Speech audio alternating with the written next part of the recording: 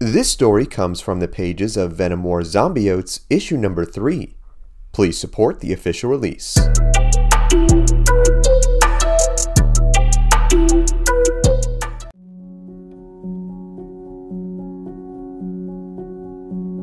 The final issue opens in the past, where we see Shocker reminisce on when times were simpler. Back when he'd rob a bank and be stopped by the likes of Spider-Man, and would do the occasional team up with his fellow villains such as Boomerang for larger heists. Back when life was good. However, these good times would not last long, as some time ago, poor Boomerang had died giving his life to save Spider-Man of all people, a loss that would resonate with Herman for the rest of his life. As we come to the present, we see things had gotten even darker as we see Shocker being attacked by the resurrected, undead, symbiote-infected corpse of Boomerang, who is all too happy to turn his former friend into his next meal. Fighting tooth and nail for his very life, Herman grabbed the nearby resurrection stone that he used to bring his friend back to life, where he then smashed it right into the zombie's head, cursing himself and the necromancers who gave it to him. For how could he be so foolish into believing he could bring his friend back from the dead? As Shocker dealt with his zombie BFF, we see poor Overdrive literally had his hands full as he was being choked to death by the zombio-infected bar with no-name owner Hilda, where he was saved just in the nick of time by a quick-acting She-Hulk.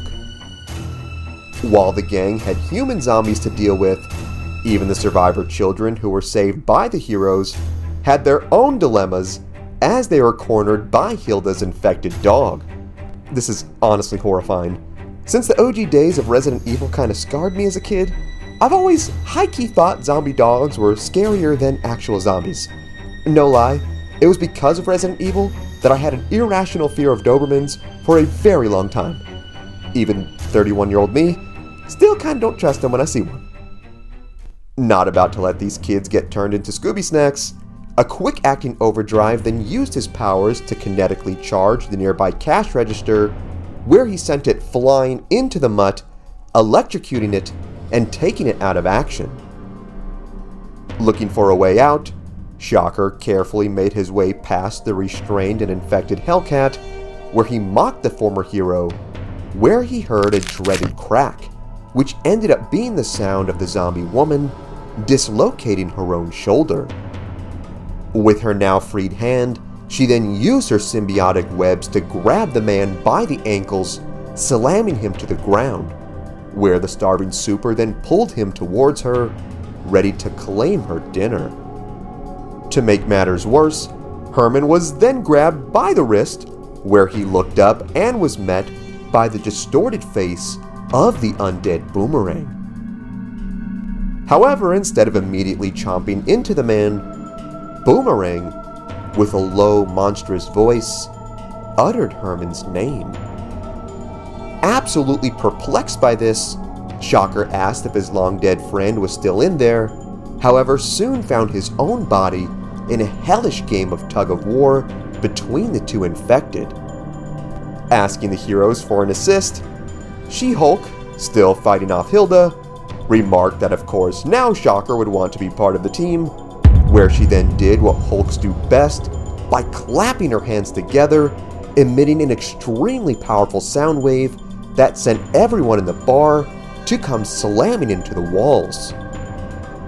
The wave was so powerful that it completely knocked the symbiotes right out of the bodies of Hilda and Hellcat, instantly curing them. Unfortunately, we would see the woman's assault was not 100% effective, as we see Boomerang was still very much infected, where he managed to grab hold of Shocker, sinking his teeth into the man, infecting him as well.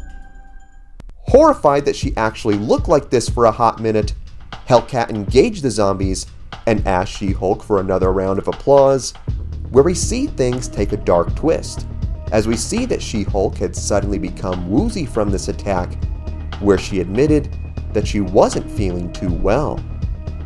She then looked upon the cut on her hand that still hadn't healed after being scratched by Hellcat when she was infected. In the very next panel, we see the dark tendrils of a symbiote emerge from the wound, where we see Jennifer fully succumb to the virus, becoming an infected herself. Absolutely horrified that they had a big green slimy zombie muscle mommy on the loose, Overdrive thought they were done for. That is until Hilda revealed that she too had some tricks up her sleeve.